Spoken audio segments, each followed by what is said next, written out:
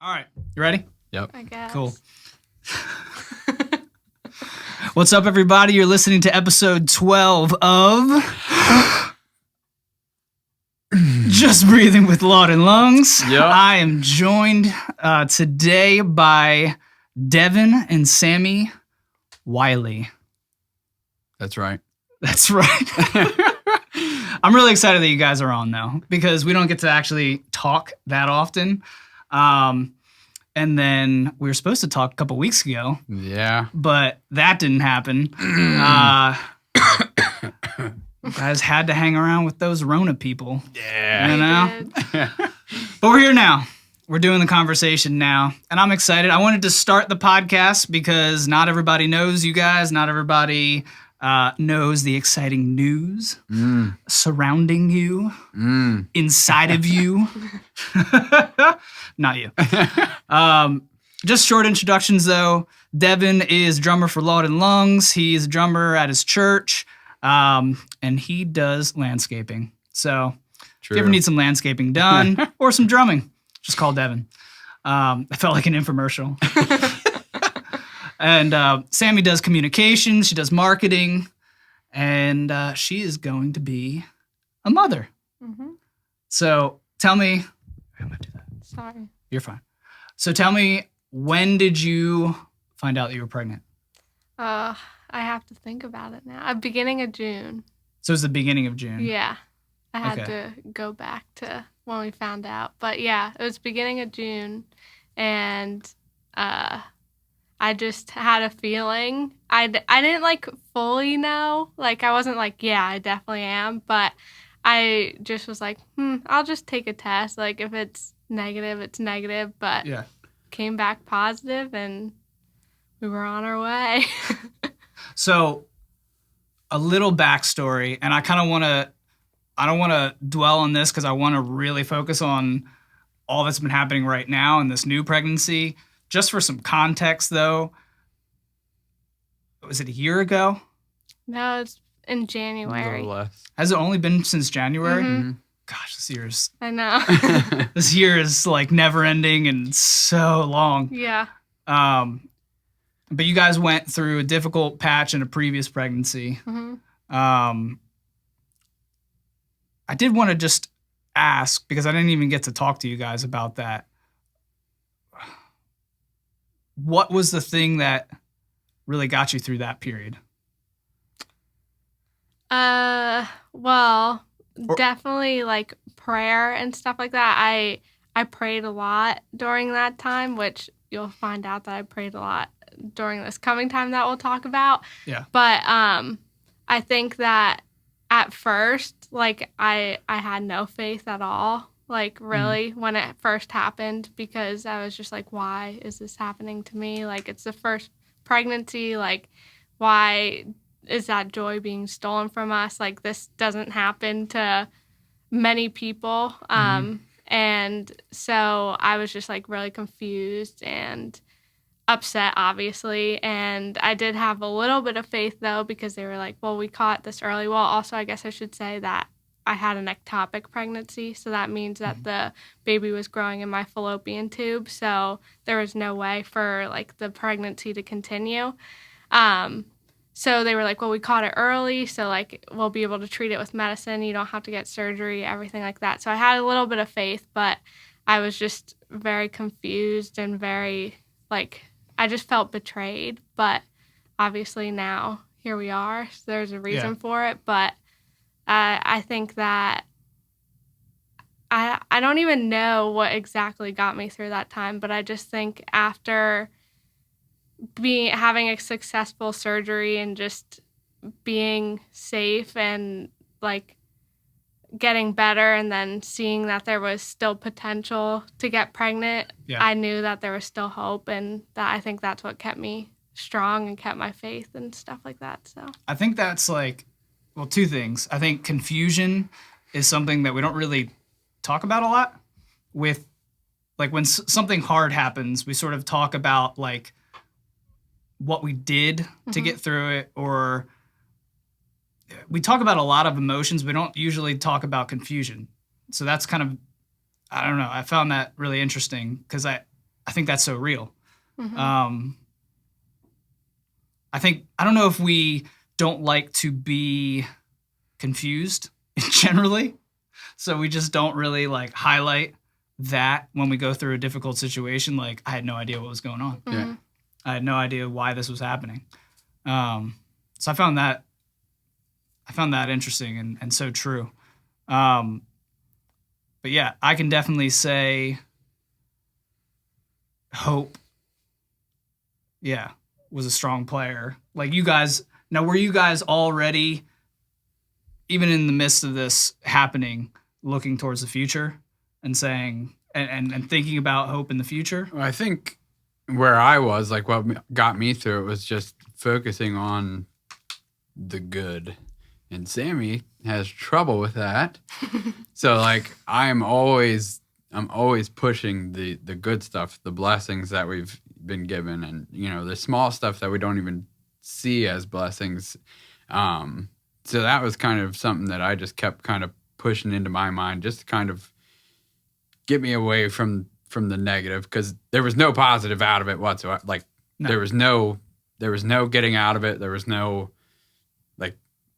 hope for a baby there. It Right. was gone. That was all there was Mhm. to it. There was just the hope of, well, maybe they can get rid of it without surgery. And then, you know, 2 sessions later, Sammie's internally bleeding. Now we got to go for emergency surgery. Like, Yeah. so it was just like bam, bam, bam, bam. But like the whole time, I was trying to just push myself into the positive parts of my life and just kind of throw that upon her, and too, just to kind of show her, you know, the positive things that we were going through. But I mean, prayer was something we really got into when she first found out she was pregnant. It was like, we never prayed together. Like, we would pray on our own, not really telling each other when we would pray, Right. whatever. Right.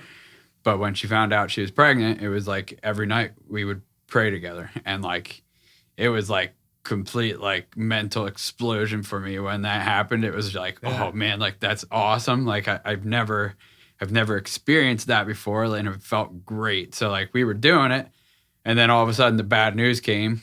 We kept praying a little bit more. Then the bad news came, and then it just started like slowly dwindling away. And then it stopped. We stopped praying together. We stopped, you know, doing this whole thing. And then honestly, we got back into praying once we started trying again. And, you know, once we got confirmation that there was another baby, like, we're nonstop praying. And it is like, I think it's changed us for the good. And it's like complete faith-based change in us that, you know, both of us were kind of at our lowest point with God. Yeah. To where like now we're all the way up here. Yeah. And it's like, we just want to tell people, because like it's beyond us. It's beyond imagination. It's beyond, you know, it's beyond anything we thought was going to happen. Yeah. So I think sticking to the positive stuff was definitely what got me through it. Yeah. I know as soon as you guys went through all of that, and it was a scary time, definitely, with all the internal bleeding, and like, I was just like following the updates that were coming out for that. And, you know, as soon as you lost the first one, I wrote down, like, the day after I heard about it, I think I heard from Pat, and I wrote down in my prayer journal, and I was just like, my prayer was just mourning into joy. Like, that's what my prayer was. I'm just like, immediately I was praying for a new baby. Right. You know, and yeah, I'm excited. So let's get into some of the story of, okay, so June, Mm-hmm. you think, Yeah, it was the beginning of June. all right, you think the baby happened around there. And so kind of what was the story leading up to that? Well, we were obviously, COVID's a thing right now, so we were obviously excited to be parents and start that journey, but we were also worried about COVID, and we were worried about like just what happened last time. Not having a fallopian tube. Yeah. So. So we were like, Yeah. well, I don't know, I don't know. like how all this will work, whatever. So I think for a while we were hesitant after we got the clear from the doctor that everything was okay. We were And like, insurance. yeah, Our insurance was Helps. like, because she was out of work. So like Oh, we were right. on her insurance, and then we had to swap it to mine. And then we were like, well, we don't know how much mine's going to cover. So should we really try to get pregnant right now, Oh or my should gosh. we wait? Like, but like we wanted we wanted a baby so bad. So we Yeah. were like, let's try. And like we doubt it's going to happen the first time because you don't have a fallopian tube. They told us, it dropped down to a 70% chance now that you have a baby. So, Yeah. that's where we were. So we got onto my insurance and we were like, well, we'll try. And sure enough, the first month that we tried, she was pregnant. So that's how it all started. And then from there, it just got crazy. Yeah. Well, okay. So tell me a little bit about it. so So I know the prayer life had yeah. been central there and Yeah. been increasing. I want to talk more about that too, but Yeah, so in June, like when we first initially found out, I took the test myself and then I told Devin. And I didn't tell him in like an extravagant way because the first time I did and just everything that happened, I was like, well, we're both going to be nervous. We're both going to be like apprehensive at first. So. First time was awful, by the way. I was Why? at an Eagles playoff game. They lost the Seahawks. I come home and she's like, Oh. "You're gonna be an dad," and I was like, "Really?" Like I just got done with this upsetting game. Oh. but yeah, so that was how she did it the first time. Yeah, but my goodness. when I told him the second time, I just basically wrote on a piece of paper, like, I'm pregnant, and he wrote something on a piece of paper, and I said, well, we have to record it for something. It was actually for, it's called Becoming Mrs. Better Half that Holly Furtick was doing online. Okay.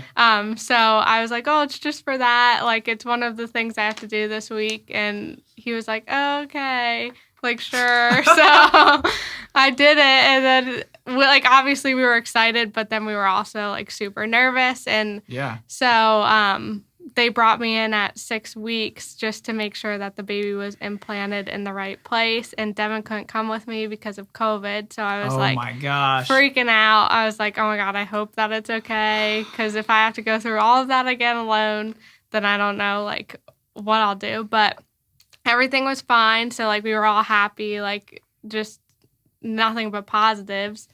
And then I went back for, my 10-week appointment-ish. I think it was a little after that. Yeah. And Devin could come for that, for the ultrasound portion. And, from what we saw, everything looked great. Like they said, we saw the heartbeat, everything was looking good. She said, the baby was at the right stage, it's measuring Nice. this long, whatever. So we were like, oh, great. So I left the room Yeah. because I couldn't be there for the appointment afterwards.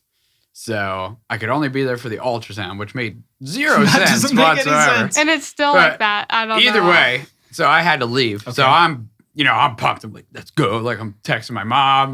That's how we're doing it. So, I ran out to the car and I texted my mom, told her everything looks great. We're in, we're Yeah. doing it. And so I was sitting in the car and I'm sitting in the car and I'm sitting in the car Oh my gosh. and I need to go back to work. So I'm like, what in the world? What is going on? So I was probably in the car for, I don't know, 30 minutes. Yeah, probably. And I was sitting in there and I'm like, what is going on? Then I get a call from her and she's crying. And I'm like, oh God, this can't be good. What is going on? Yeah. So she says, why can't anything just go right? And I'm like, why? What happened? And Oh, she's gosh. like, well, so they showed the images to the doctor and the doctor's seeing something on the back of the kid's head and it's going down its back. It's some type of fluid behind its neck and head and back area. So we have to go for another appointment. And I'm like, okay. So immediately I start looking it up, fluid behind, whatever. Yeah. And I'm seeing all these. Because that's always a good idea. Yeah. And I'm seeing just not good stuff. And No. I'm like, oh my gosh, like, please, like, and I broke down like in the car. Yeah. I broke down by myself, and I'm literally screaming at God, being like, why, like, why is this? Like, what is going on? Mm-hmm. And so she came out, she's bawling. We sat in the car for a little while. And then I guess we went home went for like home. a little bit, and then we had the next appointment at the specialist. Right. And when I originally got the news that there was this fluid, they said it could be a cystic hygroma. And my doctor was like, do not look it up. And I was like, okay. I already did. So I was like, okay, great.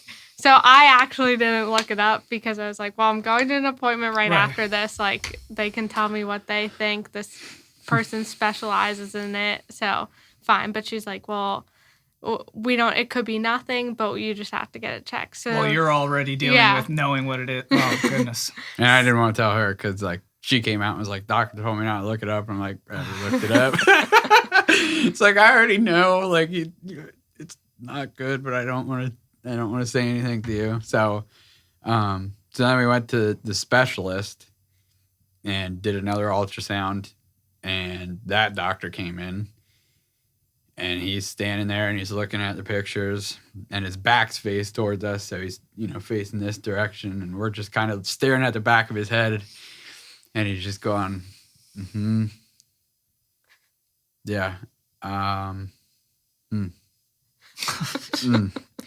I'm like, what is going on? So he turns around. He turns around and he's like, guys, you guys are young.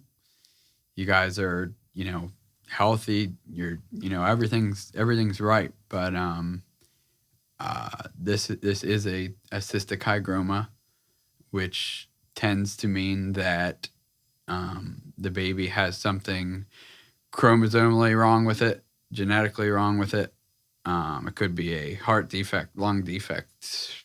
I mean, it was literally. So they don't really know what. Yeah, it was literally. At that point, it was a no. list of. I mean, it was a list of everything. And then he's like, really, there's no positive here. He's like, I'm looking at this. It's pretty large. Like, it's 29 millimeters. Yeah, he was like, I'm seeing this, and I'm just telling you now, there's a high chance that this baby doesn't make it through 24 weeks. Like, they tend to die. So I'm just gonna let you guys know about that. We can do abortions, we can do this, that, the other. Mm-hmm. So he's, it could be Down syndrome, and, it could be this, could be trisomy 18, trisomy 21, a list of everything. So, like, we were just like, oh my gosh, like, so, like, what do we do? Like, now, like, what, like, we don't know what to do at this point. So then, we left. The doctor before we left, I guess the doctor told us that the next step would to go down to Jefferson in Philly and get what was that called? Chronic villus sampling. Yeah, so we're supposed to get that, which I guess they take some of the cells from the placenta and they test it to see what the problem is. So we were like, okay. So we went home. That appointment was scheduled for like the following week. So I took off work. We drove down to Philly. We got into there, kind of snuck in the back door because of COVID and stuff. The lady was like, oh, we can try to sneak you in, but like, we have to maneuver the right way. If you come down the back elevator, I'm like, okay, so whatever. So we came down the back elevator, and we're hiding, doing this type of thing. And she pokes her head out, and she's like, "Are you guys Sammie and Devin?" We're like, "Yep."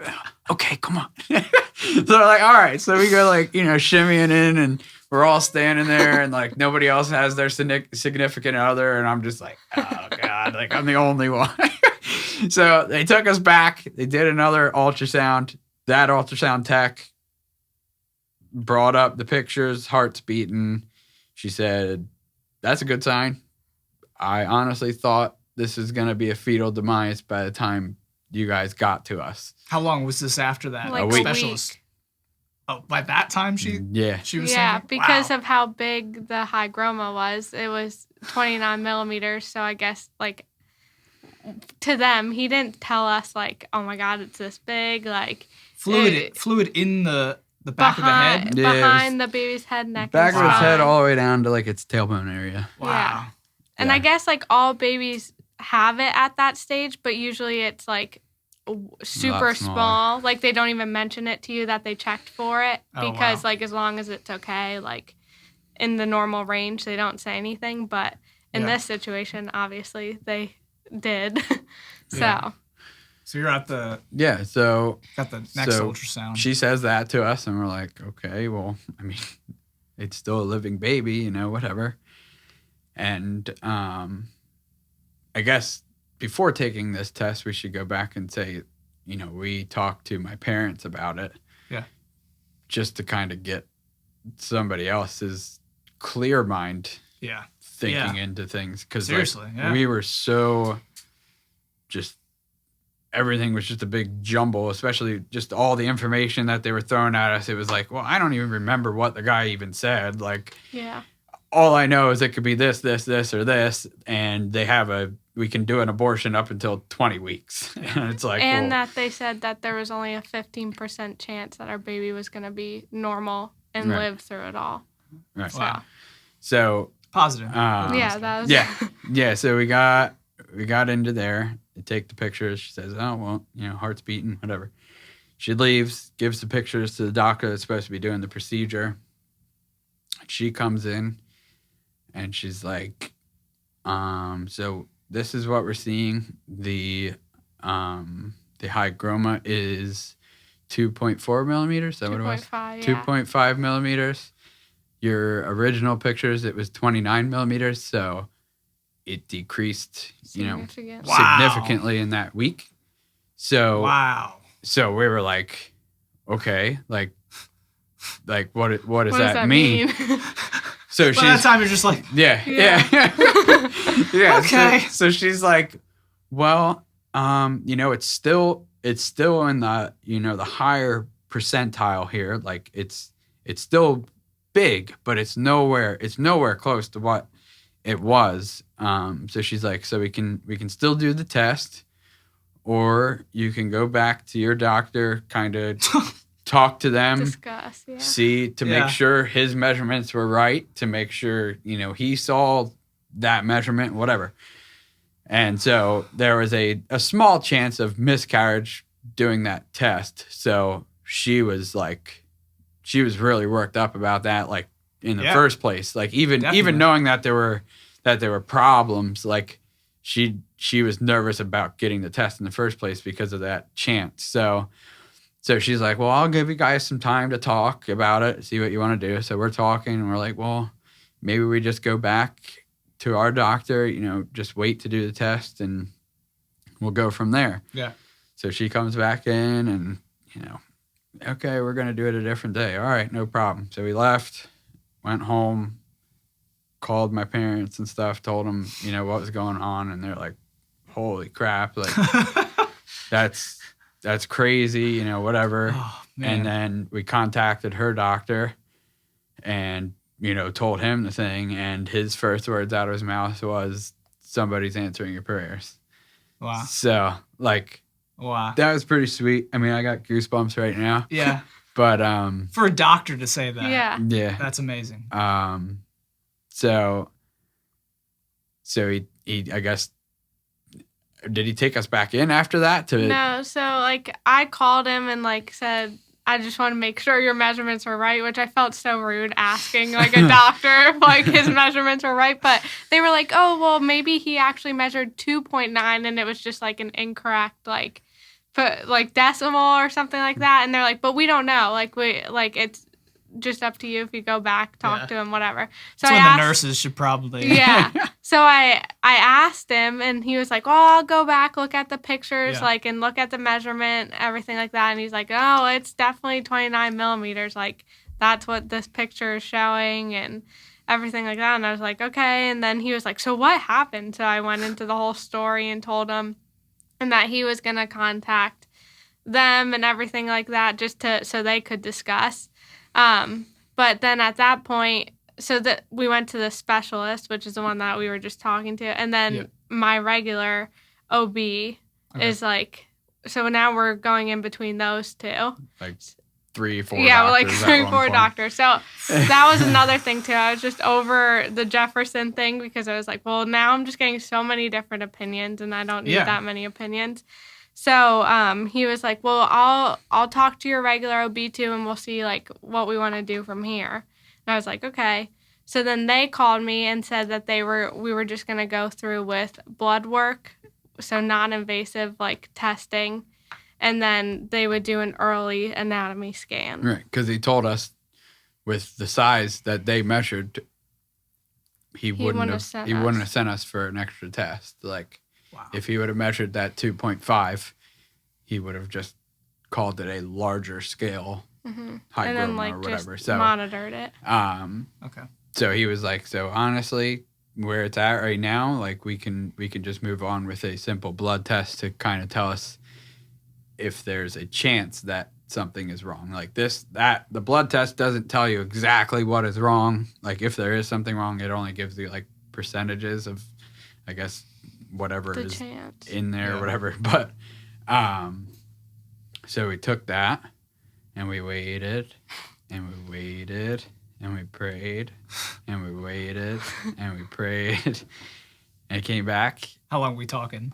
I don't know. It was a probably week? like almost 2 weeks. 2 weeks. Yeah. Oh my goodness. So it came back and everything was low risk. So like nothing chromosomally was detected. Wrong. Was detected. So so that was step 1.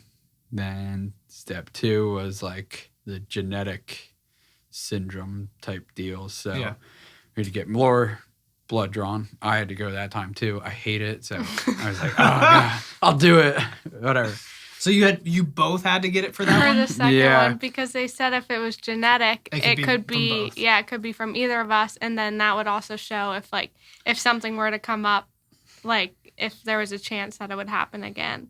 Because like if something came back from his blood, then they were like, oh well, it's in his genes, so it could possibly be passed on to another. Nobody kid. knew how to take that blood sample either. It was because hilarious. they don't get it taken. That's that how often. rare it is. Like we literally went in there and the nurse that was there to take our blood was just completely mind boggled as to what she had to do. Sure, I'll take some blood. She's looking at the box that we like brought in for her and it had like the the vials and stuff in it and she's just like, what in the what am I like? So you had to provide the kit for the blood? Yeah. Well, my OB gave it to us, but Right. it gets sent to an outside Right. facility. Specific to that? Yeah. Okay. So she was just all confused, and I'm sitting there like, oh, my That's God. reassuring. Yeah. That's really puts so your she had to nerves call at another ease. lady in, so they're both trying to figure it out, and Oh. Sammie's helping them, like, oh, well, this one's mine, like, and I'm like, oh my gosh, like this is a mess. So finally took that. That came back That negative. took like 4 weeks. Yeah, that was a while. Oh my. And that was after our anatomy scan. Right. So So what happened with that? the anatomy scan. What so is an anatomy scan? Because I'm essentially they just go over the whole baby. I mean, they check everything about your baby. So Yeah. what Like, point is the baby at? Right.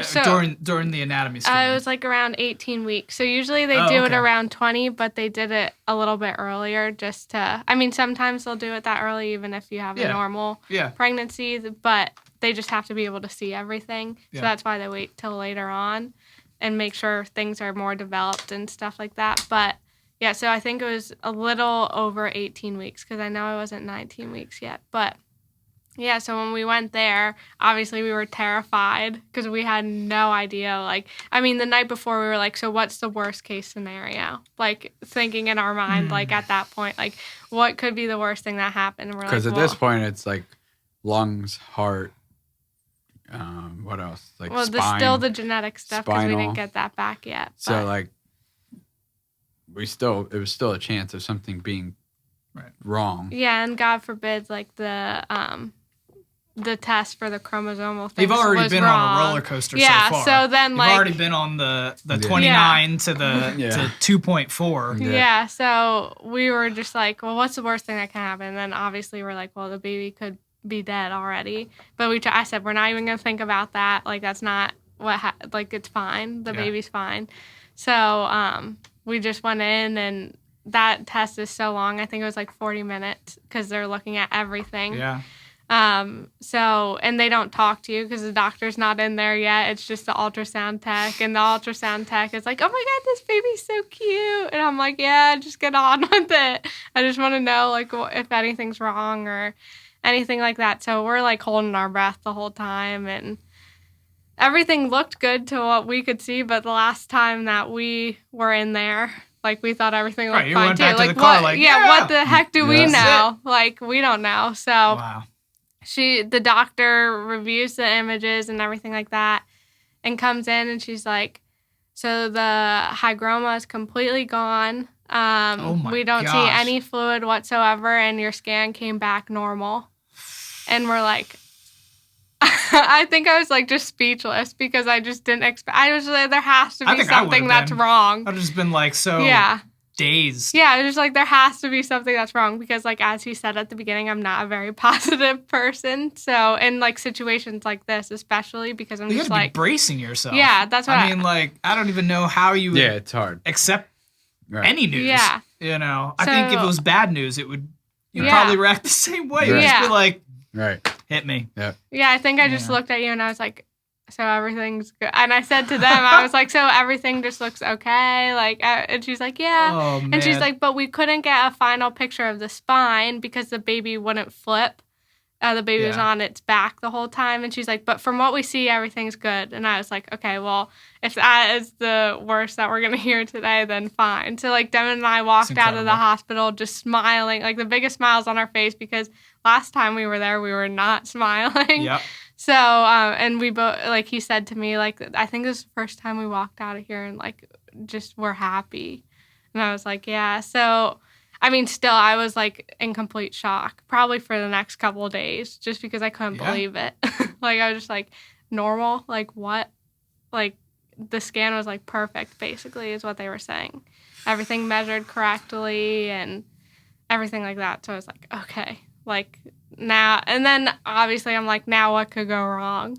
Like, just because that's my first instinct. And obviously he's not thinking that at all because he's way more positive than I am. But yeah, I was just speechless. Are you that more positive, or are you? I try to be. Yeah. Yeah. I'm more. You're also a I'm just husband, more too. laid back. Yeah.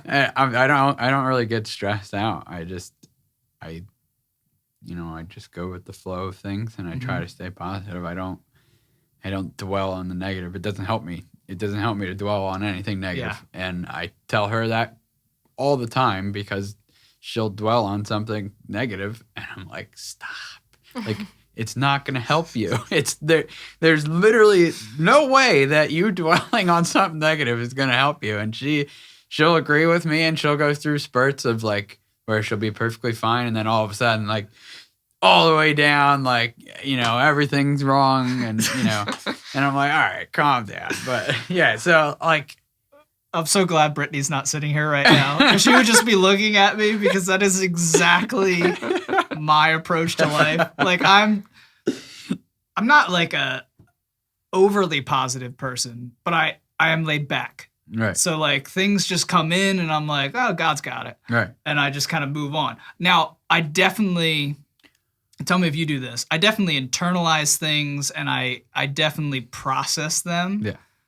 But I don't process them right. verbally, or I don't process them outwardly in any way. She doesn't like that about me because I won't tell her what I'm processing. Yeah. I'm like, I "Are won't you tell okay?" Are her. you just that person that just sits on the couch and just kind of like Yeah. stares at the wall? Yeah, and then when eventually the discussion comes up, then I'll have this point, this point, this point, this point, Yeah. this point, and like she won't know anything about it. I'm like, well, why didn't you say anything to me about it before? It's like, because I didn't need to. Yeah. Like it was fine. Why don't you the know way my it was. internal conversations? But Yeah. so at that point, it was just like I don't know. Like, it was just a pure amazement and pure like, holy crap. Yeah, this is incredible. Yeah. Like, never experienced anything like it before. Like, I've had answered prayers. I've had God movements where like I felt like I felt God, and like I, maybe I broke down in tears or something over, Right. Over something that had been flowing through my mind for a while. But like, just to see the step by step, like, it's getting better. And the next step, it's getting better. And the next step, completely gone. It was like, and that's kind of how our prayers were too. Like, the first prayer was like, God, just, whatever it is, just allow us to do what you would want us to do. Instill in us just peace. And if it is a chromosomal problem, we can handle it. And like, we kind of put into our minds that if it was something of that sort, that it was put in our lives for a reason. Right. And God chose us to be parents of a child that had something wrong with it. And that was hard at first. Like, it was hard because I knew how kids with that in my school were treated. I knew how, my and I guess it's my great uncle. I know how he was treated. He has Down syndrome. I know how, people look at him, and like that, it just killed me inside. Yeah, and to like, know that you're I was like, I don't your son. like, I would. Is that okay to say? Yeah, it's Okay. okay. I looked at her and I was like, I don't know what I'm going to do if someone starts, looking at my kid or saying something about my kid. Yeah.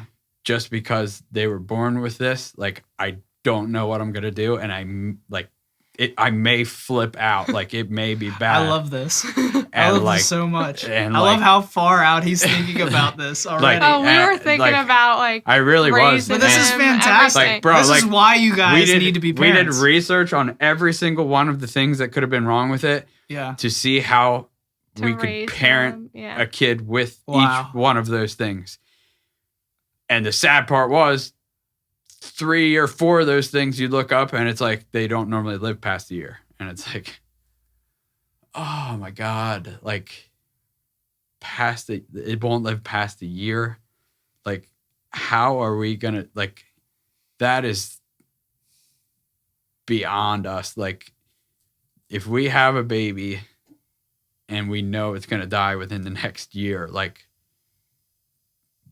how do we handle that? Like, that is gonna be a nightmare. Like, we were torn apart by a baby that we had for a month, like, and it wasn't in the right spot the whole time. We still were like so broken down from that, where like, if I knew I was going through that whole process, we had the baby, I saw the baby, I loved the baby, and then it died a year later, like, I don't know, like, so we were stressing out about that big time.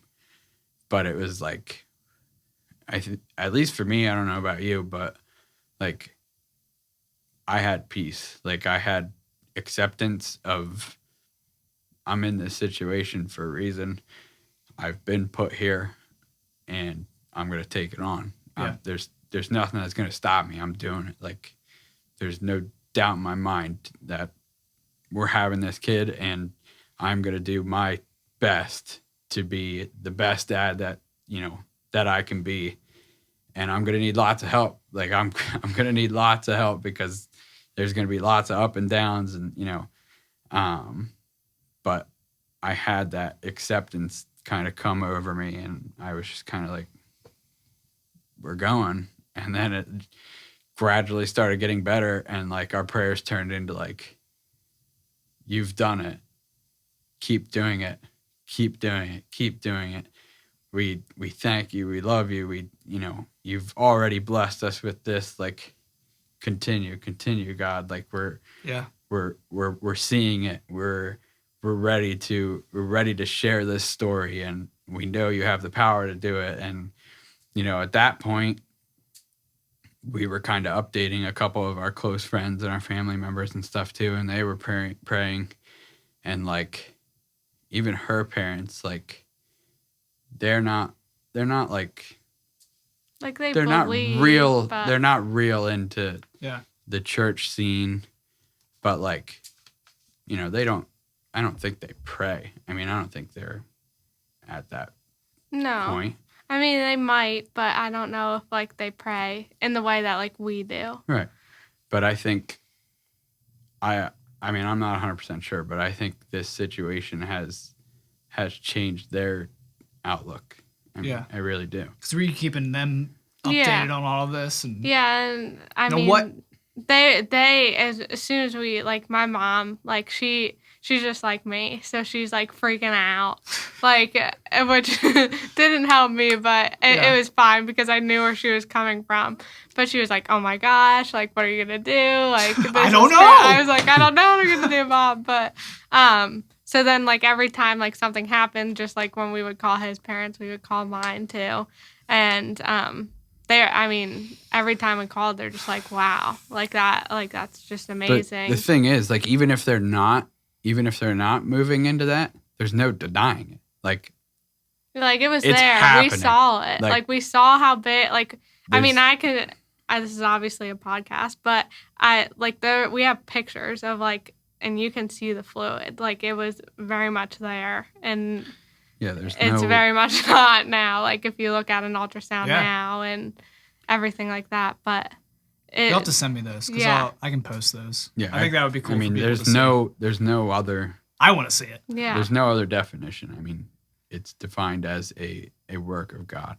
Yeah. I don't see, like, even if I was not a believer, there's no other way. Like, first of all, birth in itself is crazy. Like Well, just being able pregnant, to like, put my hand on her stomach and feel it, you know, moving Yeah. is ridiculous. Him, Devin. Yeah. him. Yeah. It's a boy. You know now. Um, You know. Like, We got so used to it. I know. Dude, I'm so excited though. but that is just crazy. So I mean, I really don't see how you can deny it. I really don't. No, I don't think there's a way to deny that. And I think that's such a beautiful aspect about belief is that, like you said, I don't know how people process these things without belief. Mm-hmm. I don't know even how do you see a miracle without being able to Right. call it a miracle, Right. you know, because then it's actually, you know what just took place. Yep. There was a happening there that can't be explained. And just the simple fact that a doctor is like, you must be praying, you know, you must Yep. be really praying hard. Yeah, we didn't tell him anything about it. He just said somebody's answering. No, prayer. yeah, because Yeah. the first appointment we had for him, he was like, I don't know what to say. Like, I told him that we had the topic earlier in the year. Yeah, and he he's didn't like, know about that. Yeah, he didn't know about Oh that my because he was gosh. just a specialist. And he's like, oh my gosh, I am so sorry. Like, this has to be a year you're going to want to forget. Well, obviously not anymore. But he even said to us, like, I don't know what your religious views are or anything like that. But, like, if you are, I would just say pray. And just take it day by day. Like, that's what he said at our first appointment. So, like, I don't know if he has, like, that sort of, Yeah. like, religious background or not. But he, like, kind of took us in, like, But at he least was he's our encouraging dad, in that like, way. too. Yeah. Like, he was like, I just look at you guys like you're my kids. Like, because he has a daughter, he said, too. So he was just looking at me like, oh, my gosh, if my daughter was going Yeah. through this, like, I can't imagine. So he was just like, call me if you have any other questions. But yeah, and that was just a call, like a very unexpected call that he got from me after that appointment, just asking questions. And he was like, man, somebody has to be answering your prayers because that's just crazy. And it was a week, like he's like, sometimes I see things decrease like over a few months or like right at the end of a pregnancy, it will like go away. But he's like, that was a very big like hygroma and he didn't seem like he like even could expect that to happen. So Was there any explanations given? no. No, it was just like, all right, well, Well, let's continue on, you know? It's more of like, well, there could possibly still be something wrong, so we're still going to send you through all the tests. But Yeah. That's what I he feel said like at that point. that's the natural answer that a doctor has to go Yeah. to. Like, well, yeah. we Like, don't he's know coming to what's us. going Well, on. I know what I saw, so, like, and I know what that means. Like, And we I've been saw in this it too, industry so- for 40 plus years. I know what it means. Like, I've seen it. Yeah. So this is what it means. I'm going to tell you what Yeah. it means. And then when it goes away, he's like, well, I know what I saw. Yeah. I know what it means. It's not there anymore, so I don't really know, but you can go get tested still, like just to Yeah. make sure, because like Let's I do have some blood no, work. I Let's have do- no idea what's happening right now. So Wow. Yeah. yeah, it was pretty crazy. And, So- sorry, what? No, I was just going to ask about. So, what is the first? I kind of want to focus on the prayer just for a little bit because I think it's incredible that you guys started praying together. Because I mean, me and Britt do that every so often. Usually we have our own kind of times to Right. pray and things like that. But do you think it's the situation that kind of brought you guys together, or have you been trying to pray together? We didn't try ever until we Till this. started having a baby. And the thing is, normally it would be me coming up with those ideas because, Yeah.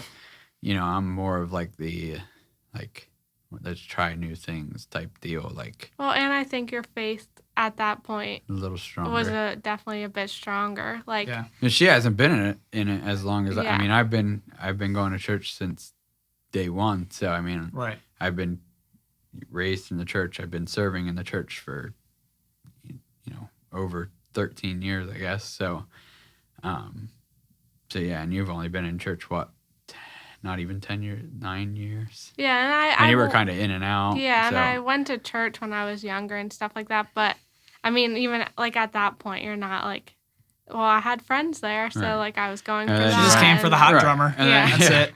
And then you went to college and stuff too, and like Yeah, over and that- there, it was hard to like get into it. So like, Yeah. her faith was kind of all over the place. stagnant. Like, Yeah, it was kind of like, stuck in a spot where I normally go through like, I'm normally ups and downs. Like Yeah. I'll have times where I'm like crazy into it, and then times where I'll start dropping down, which normally are my times when I'm depressed or I'm upset about something or whatever. But so she came to me and was like, I think we should pray about That's the cool. baby.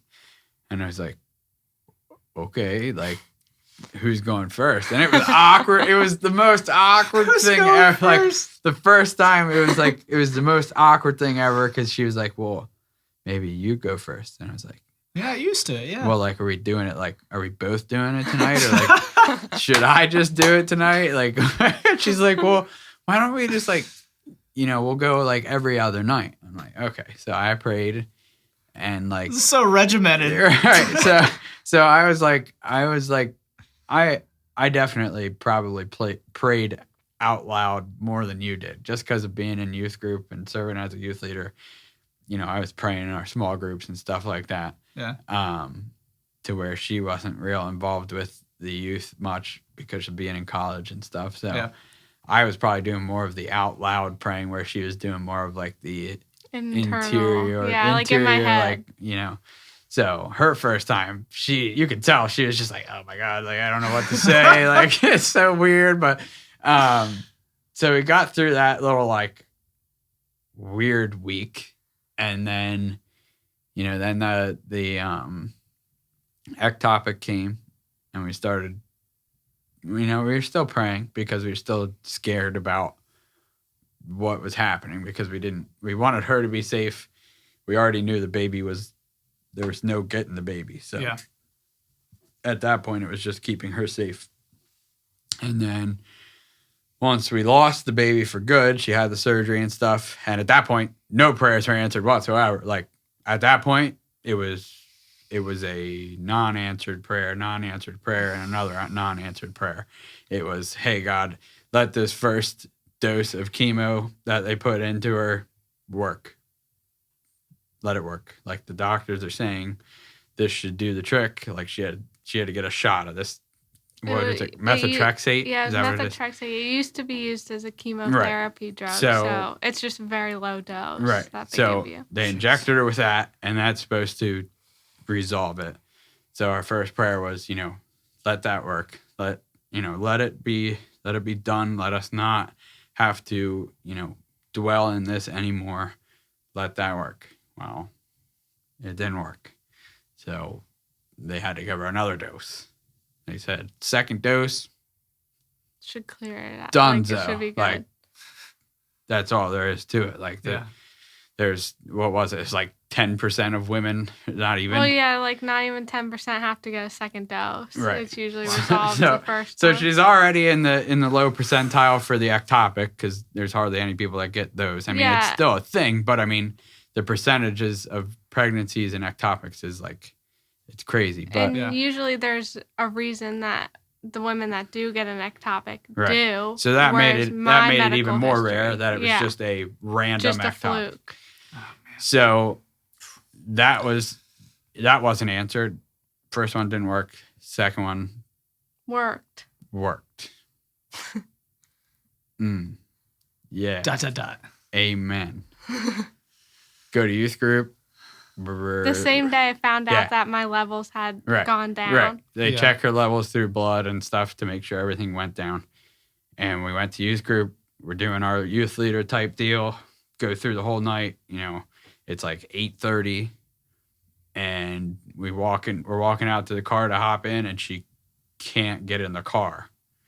And I'm like, what in the world? Like, and she's like, I can't, like, it hurts so bad. I don't know how to explain it. Like, I don't know what is going on. And I'm like, okay, well, like, where does it hurt? And she's like, it's like all over in here. It's like down in my butt. And I'm like, well, like, I don't know what to, okay. I was like, well, let's get you in the passenger seat. Like, I'll drive. So drove back to the house. And then, like, we knew then that she was bleeding internally. And so we called the doctor. My parents first. Oh yeah, I guess. And then her mom was trying to be positive for her. She's like, well, you don't know. You don't know that that's what I'm it is. like, And I know. like, we know, like, that's what it is.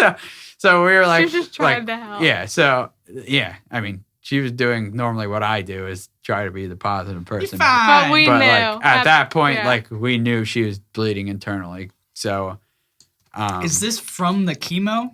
No, Or is this just from the it procedure ruptured. itself? So basically, like with ectopics, the reason that they're so they're considered life-threatening because if they rupture, you can have internal bleeding, and then if you have so much internal bleeding, obviously, you could die. Wow. And sometimes, like, the internal bleeding, like, if the pregnancy ruptures, like, it can just rupture a little, like a small tear, and then these people are internally bleeding slowly. But, like, mine, like, there was no, like, it just ruptured. And, like, I felt that, like, I knew in that moment, like, I didn't know right away, but I knew pretty soon after that that's what had happened. And it was just...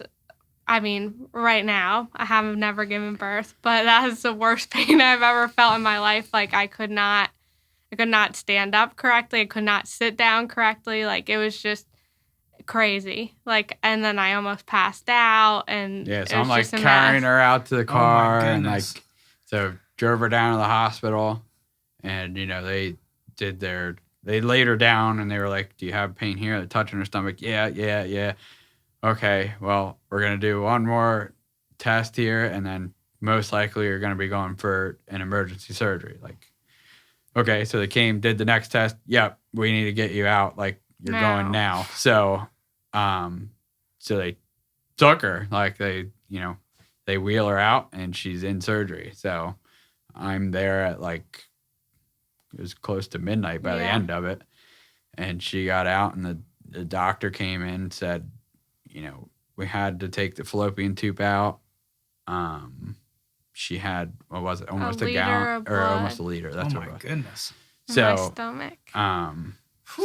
so yeah, she was like, so it was a lot of blood. But she made it through. She's good.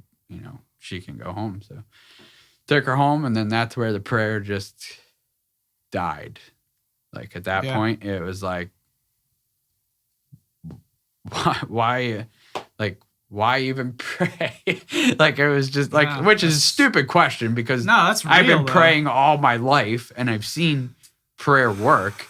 So asking myself that stupid question after this happened was, real. Yeah, I guess. but yeah, it was like, why even pray? Like we prayed. We had other people praying and nothing.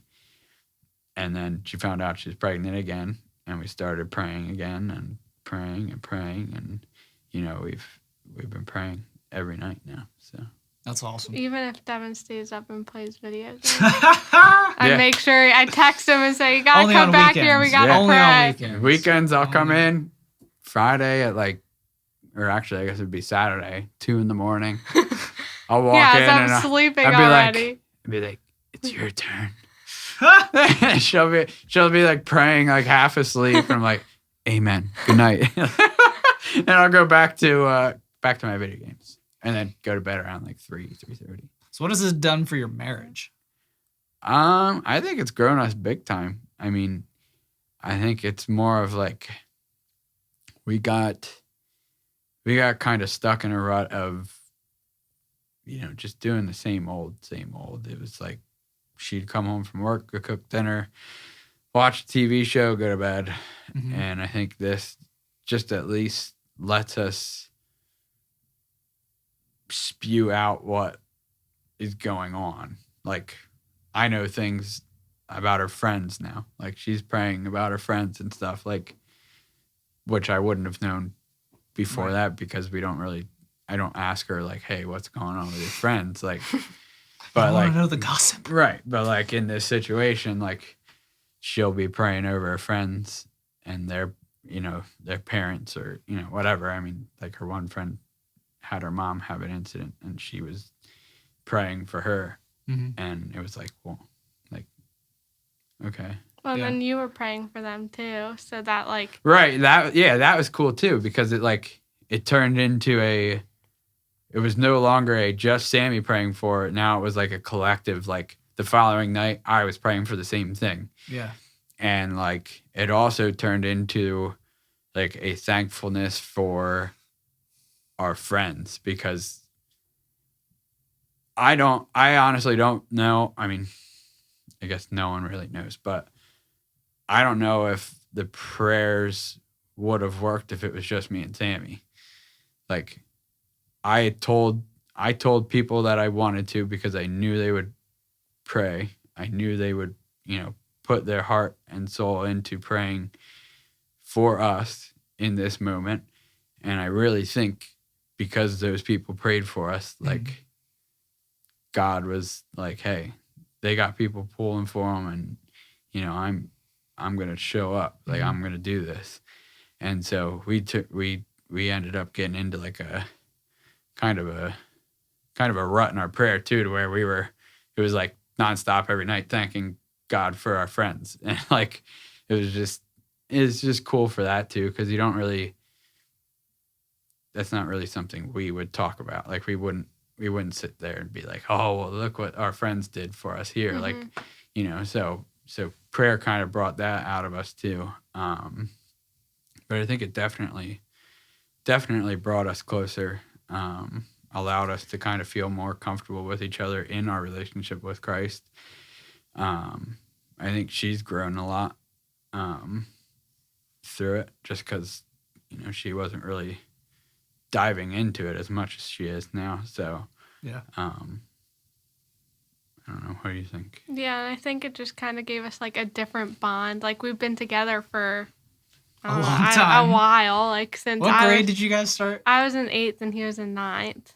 And now we're 24 and 25. But so like, it's just, as much as we like weren't married, didn't live together, like stuff like that is still like I knew like him, and I Right. like we can talk about how work went, but like it doesn't change that much. And like I felt like we had been through like everything together already. Like we'd done everything, but then this like brought on a whole new like just obviously like I mean, you've definitely getting been pregnant, through getting this, pregnant yeah. and all that stuff. Like that's just a whole new step, and something that like marriage was a whole new step, and then like wanting to be parents. I mean, we always wanted to, but like actually thinking about it and making it happen, like that Yeah. was a whole another aspect. So that was like a new bond that we created. And then just this situation, it kind of just opened more doors, like having a bond like in our faith too, because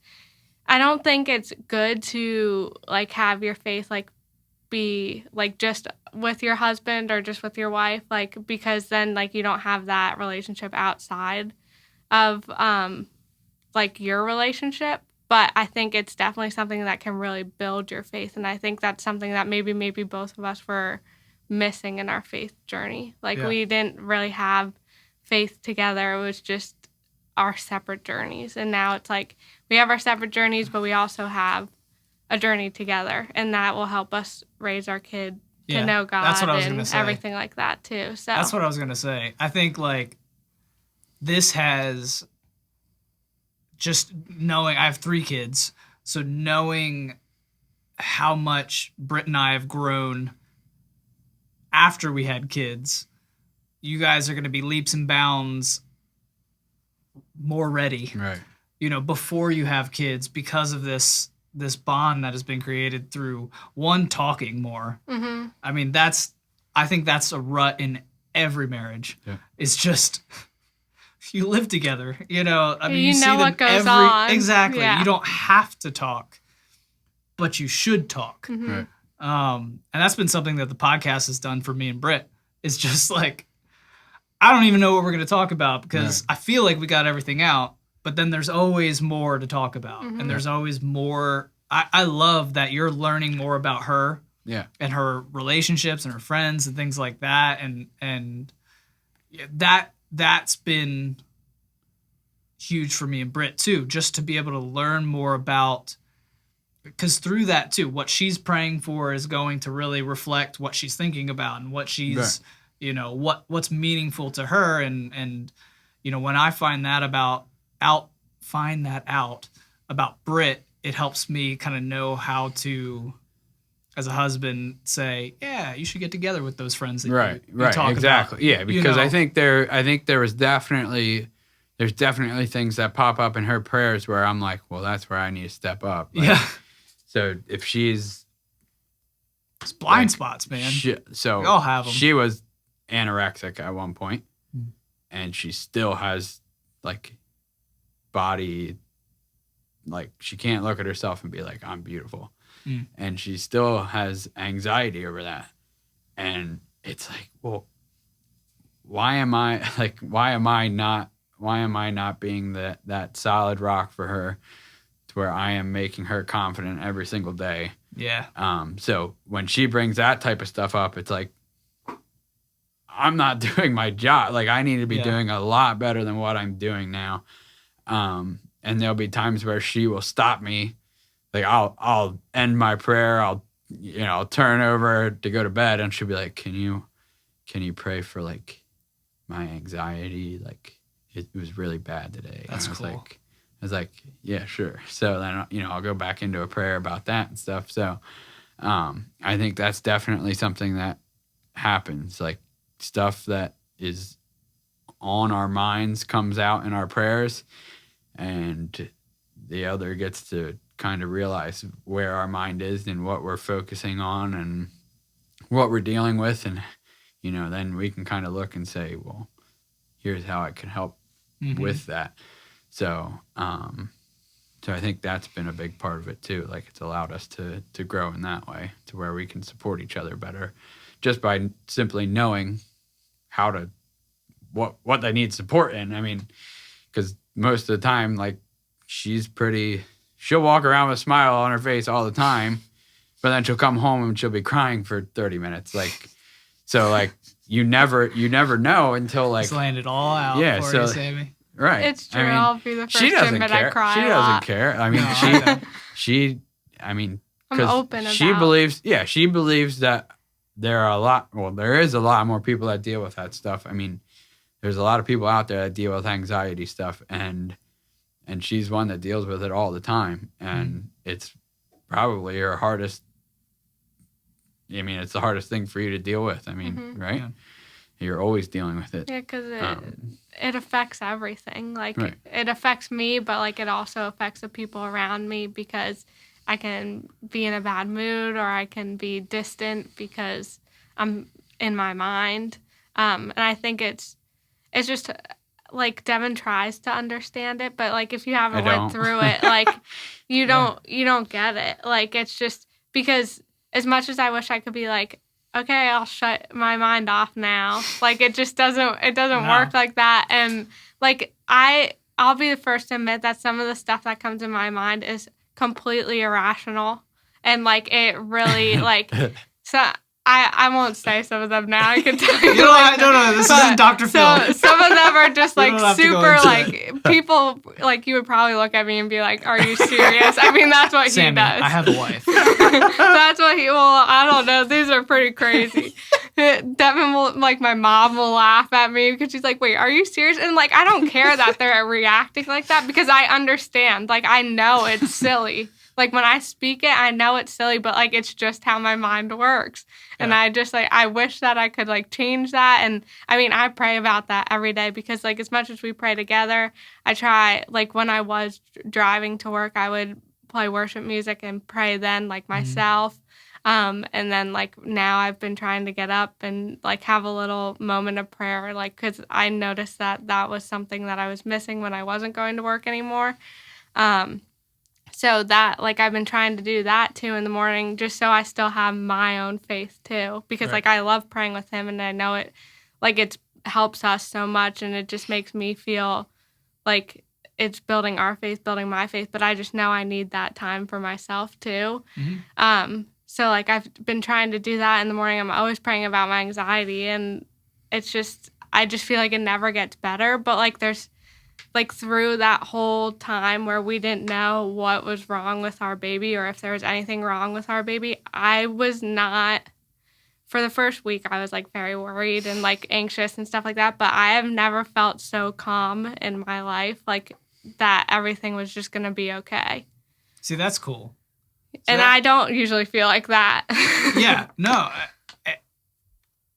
And that's such a weird, hard for probably some people to understand emotion, like peace, like actual peace. Like I remember my dad telling me about when, because my mom lost two of her children. One they got to hold for like a little bit, but the other one before he was even born. Right. And you know, with one of them, she had the internal bleeding during it and everything, and they thought she was going to die from that. And you know, my dad always tells me like it was incredible in the midst of that time how calm he was, like how much peace was there when he needed it. And yeah, it is an amazing thing. The other thing that's funny is like I always joke around with her. Like that's just my, I don't know, it's just my way to do things. I'm always joking around. So like she'll get mad at me all the time. But like for whatever reason, when we were in these negative situations, like she's literally laying on the bed, bleeding internally, and I'm like joking around, with her. Like I'm like legit And joking I'm around with laughing her, and it makes and my she's stomach laughing. hurt. Oh no! And she's laughing, and I'm like, this is working. Like it never freaking works. Like every time she's anxious or worried about something or something's coming up that isn't good, if I try to joke around, it's not good. Like it's never good. Like she always gets mad. But like for whatever reason, like me being funny worked, and I was like, what in the world? Like, In the most it was desperate of so fun- situations. It was Yeah. so funny because like it it always ticks her off, but like in that moment, like it was almost like she was like, I'm with you on this. Like, I don't know. It was so weird. So it must have been. I think it was like the absurdity of the situation. Yeah, I don't and know. my dad was cracking jokes too. Well, they were cracking them together because my dad's in there, my mom's in there, his mom's in there, as we're like waiting to figure out if I'm going back for surgery, whatever. So him and my dad are bouncing off of each other, like making all these jokes. My stomach hurts, obviously, because I'm laughing. And I'm like, can you guys stop? And then when I was going into surgery, they even commented on it, and they were like, I've never seen somebody like going into surgery with a smile on their face. And I said, well, just at this point, I got to do what I got to do. Like, there's nothing, like, it's either I get this surgery or my life will probably be over, like, if I don't act on it. So it's just like, still not a typical reaction for somebody. No, but I think like just at that point, like, I smile when I feel awkward. I smile all the time, which I think that's why people don't know, like, some of the stuff that like my mind goes through and stuff like that. Sure. But I just think I was like, at that point, I was just like, well, this is what is happening. This is what I have to do. And I'm just grateful that I got to the hospital, that I knew something was wrong, that, like, I'm going to be okay, like, at that moment. So, and I was just also surrounded by Devin, my parents, his mom. Like, so, like, I just knew I had all that support, too. So. Yeah. Yeah. Was there anything else to this story so far? When did you guys tell people that you were pregnant? It was right after that anatomy scan, so I was like 19 weeks. So you guys waited till like 19 weeks for that. Yeah. Okay. Yeah, because we wanted to. Because I didn't know if you guys told people and then you had to go through all of that stuff afterwards. We told family at like and 6 a couple weeks. Friends, Yeah. Okay. Other than that, that's good to have them right. Yeah. And that's through that journey though. Yeah. So well, I think we didn't was even big. tell like extended like. I mean, if anybody knows Devin, they like, or the Wileys, they know how close like their family is, and like we didn't even tell like his aunt and uncle are like basically like his other parents, like that's how close they all are, and like we didn't even tell them just because like at that point we just wanted a core group. Well, we didn't want to update every single person on everything plus that was we made happening. the mistake the first time because we were like. So we knew it was an ectopic. So we were trying to tell our family members that it was an ectopic. So, but we started it wrong by saying, so Sammie's pregnant, but and they were like, oh yeah. So we were like, we don't want to go through that anymore. Like, let's tell, my parents and your parents and my siblings and maybe a couple friends, and that's it. And then for everybody else, we just waited until we knew like things were good, or we knew like whatever right. If something was wrong, officially wrong. It's good to have just a core, and that way you don't have another thing on your mind. You need people that are like all these people we have to update and like and like when we did tell his like my Oma, and then we did tell his grandparents a little after like we told our family or like our parents and stuff like that. Yeah. And, like, as much as it was still, like, they were so happy, like, they were so joyous and, like, excited, but we did have to say, but, like, this is what's happening. So then it's just, like, it brings them down a little, brings you down, and then, like, they were more than willing to pray. They were more than willing to, like, be your support, but, like, it just, we didn't want to have to do that with everyone. No. We didn't want to have to put that out in public and be like, but, like, as much as we knew, like, whatever is happening, this baby is ours and we're going to go through it. Like, as much as we knew that, we didn't feel comfortable just putting it out into the world because then you have a lot of people's opinions. Yes. And stuff like that. And so that's why we waited. Yeah. Well, I'm excited for you guys. Where are you at right now mentally? Have you been able to come out of that whole situation? Almost like it's almost like I don't even think of it as a thing anymore. It's almost like a normal pregnancy now, that's awesome. Which is what we were waiting for. Like we were waiting for it for a while, and we were like, oh my gosh, I wish we could go along with things just like anyone else would with their pregnancy. And I think finally we're at that point. So, I mean, the only part that hasn't gone away is the disbelief. I mean, it's still there. And I mean, anyone that asks me about it, like I spend way too much time telling people the story, but like No. I can't, like I literally cannot stop myself from being like, listen up, like this is God. Yeah. Like I need to tell you this. Like I my one buddy Lewis, like he was in my wedding, he worked with me and stuff. I saw him at Wawa, and I'm like on my lunch break, I guess. I mean, I just kind of like drove to Wawa and was getting food and stuff, and I saw him on my way out, and I was like, "Yo, man, what's up?" And he comes over and I was like, "Watch Facebook." I said it's gonna be. It was right before we like announced. I said okay. It's gonna be on there in like maybe 30 minutes to an hour.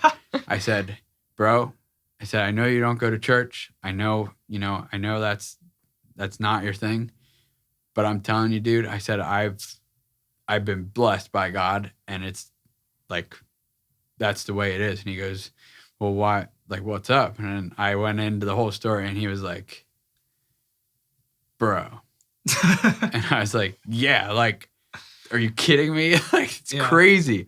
And he was like, "I am so happy, I'm so happy for you guys, and that is ridiculous, and that's awesome, and and the thing is, that guy's got a great heart. I mean, he's had a ton of problems with having kids too. They had, I think, 5 miscarriages or something. It's pretty crazy.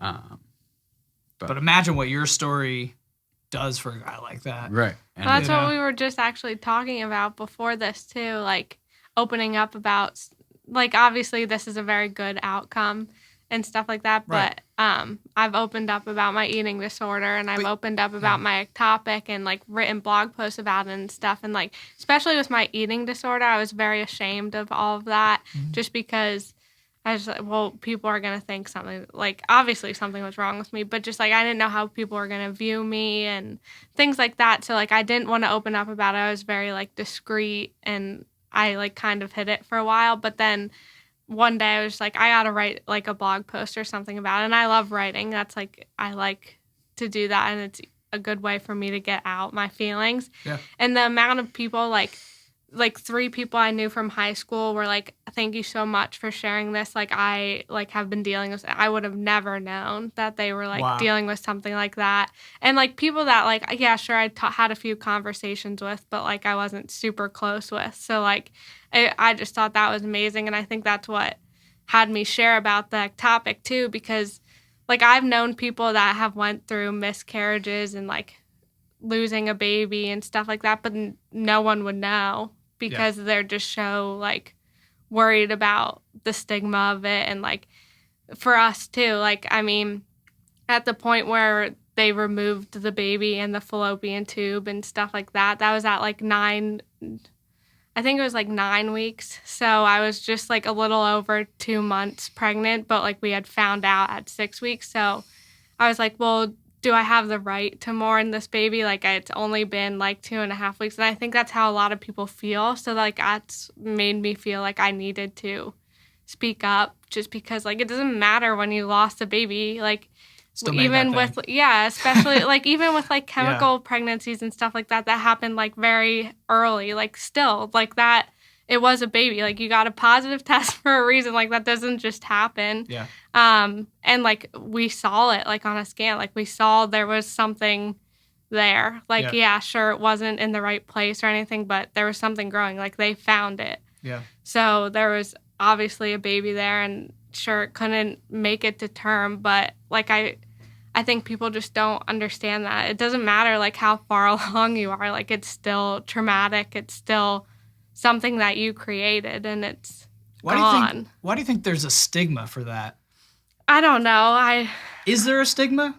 I just feel like that. I don't know if there's like I think it might be something that people more think in their minds, that people are like, well, why do I get the right to mourn my baby that I've only known for 4 weeks, when there's people out there like that just lost a baby after birth and stuff stuff like that. But I mean, yeah, that's awful, and I could not imagine. But I think those people that are only 6 weeks, 9 weeks along, like they have the right just as much as anybody else to mourn that loss and to feel like they lost a part of them, which is something that, like, I felt so empty after that surgery. I was just like, something's missing.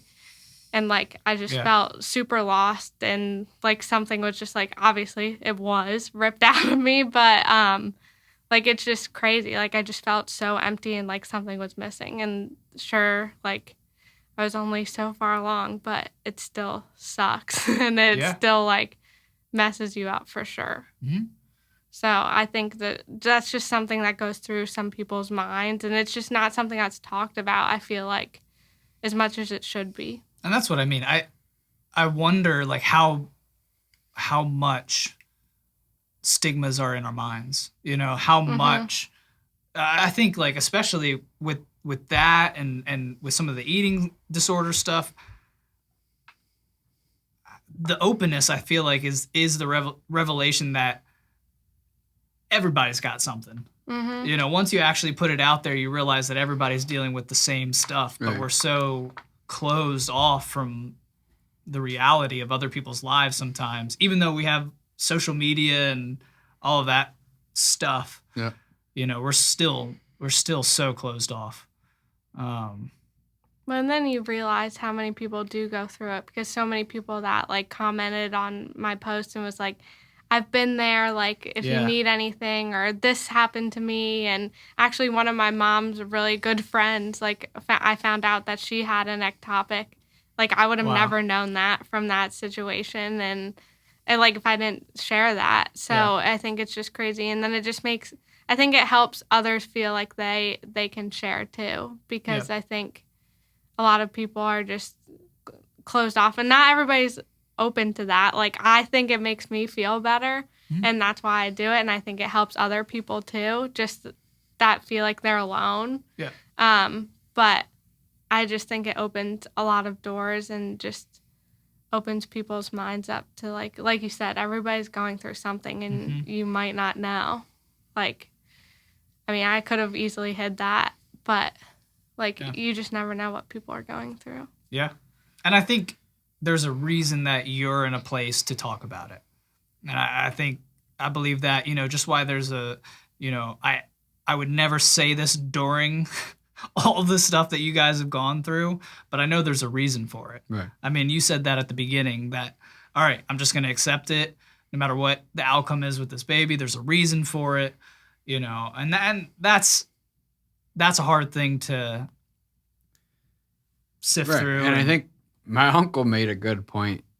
Like, when we told them about it and told him the story, he was like, I honestly see it as when you guys came down to that decision of saying, well, God put us in this position for a reason, and we're going to move forward. We're going to move forward, and we're not going to get an abortion. We're going to fight through this because God put us in this situation. He's like, that tells me that God said, honored your decision. Yeah, he honored that decision and said, I'm gonna do something big here. Yeah. And, like, the more I thought about it, it was like, maybe. Yeah. And then it was like, but in that moment, like, I didn't accept it, so God could look down on me and be like, great job for accepting. I think that's why he probably accepted it, right. though. Right. Because you're not doing it like, none of the prayers are for you. Right. You know, your prayers were selfless. Your prayers were for this child. Right. And your prayers were, they were for you and just your ability to be there for your wife. Right. Your ability to, you know, get through this and have peace and accept what's coming and be ready for whatever. Yep. You know. Yeah. I'm excited for you guys. Mm-hmm. I'm glad. Wow. It's been a whirlwind, to say the least. And how many months? Like, I think that's in what's. less than a year. I'm still all trying to this stuff process has this right happened. now because it's like, okay, so that happened in January. Yep. June, you're pregnant again. We're in October right now, and all of this has happened in that time Yeah. frame. Yeah. It's Well, just that's like, what we said whew. too, because I mean, sure that topic happened, and they were like, "Oh, this is just a fluke. Like it, like probably wouldn't happen again. Like based on your medical history." Then we're going through this, and they took all of our like family's history, like everything like that, and they're like, "Oh, this looks like it's just a fluke kind of thing." And I said, "How many times is this gonna happen to us that it's just like, oh, like just luck Just of a the fluke." draw kind Yeah. of thing?" And Yeah. so I was like, "Oh my goodness!" But yeah, it's been a crazy 10 months, I guess it is now. Yeah. But just goes to show that God heals in more ways than one. Healed our baby, healed me from Yeah. the ectopic, and made sure everything was still working right. And here we are now. So And I wouldn't take the situation back for anything. no, I think That's cool. I think That's big. it's like it's at a point now where I mean even if it didn't come back negative, I don't think I would take the situation. You know, I wouldn't want it to go away because God put it in my life for a reason, but I think at this point now, like a normal pregnancy wouldn't have changed our lives nearly as much as what this did. And I really think it's going to change other people's lives too. Yeah. Whether agree. it's through our baby or through us telling the story or whatever, you know, I think that situation is going to make a change for the kingdom. Yeah. I can see that already. I mean, just in the way that you're already so fired up to talk about this, and I love it. I love it. I love you guys, and I'm really excited to finally hear the story. yeah, right. It's been like so long. I've been like waiting for weeks. It's not I'm just good like, over text or a phone call. Right. You Yeah. have to hear it in person. I was just like, you're like, oh, the story's so good. I'm like, ah, I need to hear it. Yeah. Yeah. Well, let's wrap it up here, and we will have more conversations in the future. I do want to bring you back at some point, and maybe we can talk more about some of the eating stuff. And Yeah, for sure. because I've said a billion times in this podcast, I want it to be something that is meaningful and actually helps people. All right. So yeah, thanks for thank you for coming on. Mm-hmm. All right, let's wrap it up here. Thanks everybody for listening, and I hope you have a great rest of your day. All right, bye.